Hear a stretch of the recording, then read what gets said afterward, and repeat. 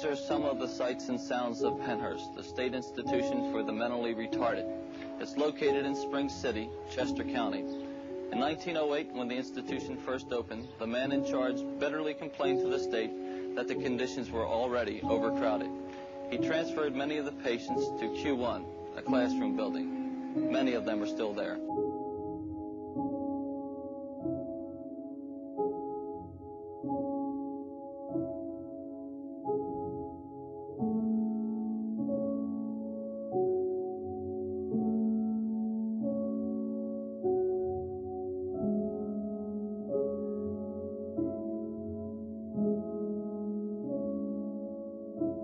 In the 18th century, the mentally retarded were often ignored, punished, and exploited.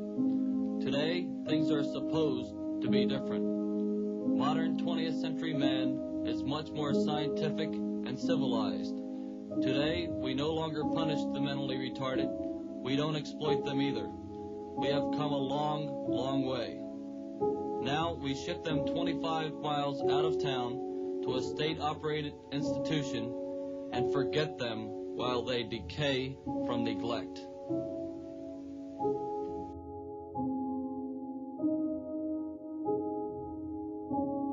While some children are afforded the opportunity to go on a picnic and bask in the sun, others lie awake in their beds, shackled like prisoners, punished because they cannot control themselves in their illness.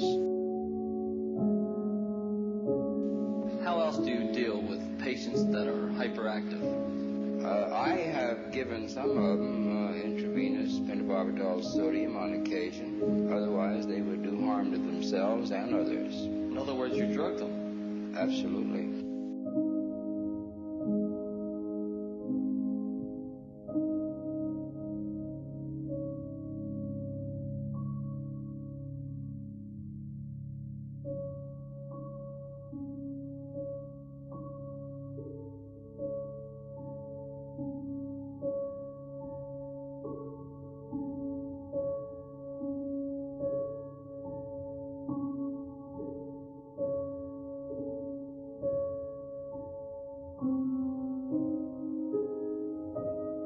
The conditions at Pennhurst have been withering for quite a while because of the lack of public interest. The institution is a monument to apathy and will remain that way until change can be brought about by concerned action.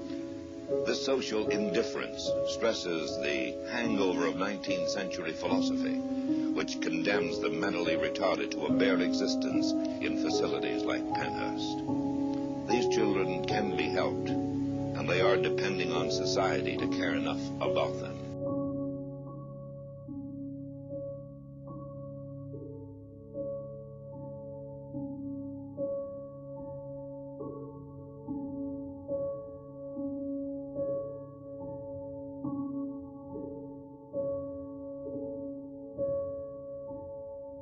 The retarded have been ignored, forgotten, and pushed out of our minds much too long. In some cases, their feeling of being abandoned has stunned their progress. Others have just become more bitter.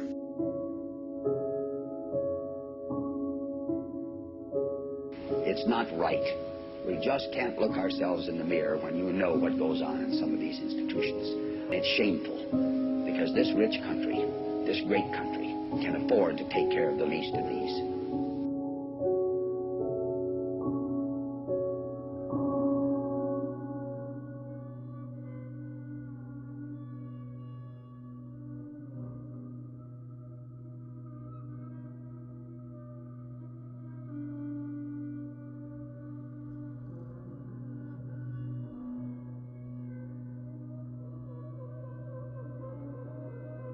The sickening and almost unviewable conditions of the institution is largely due to overcrowding and the lack of personnel to provide elementary care.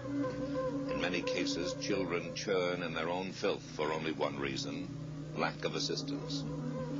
The ones that speak detest the inhumane conditions and hunger for the slightest sign of affection.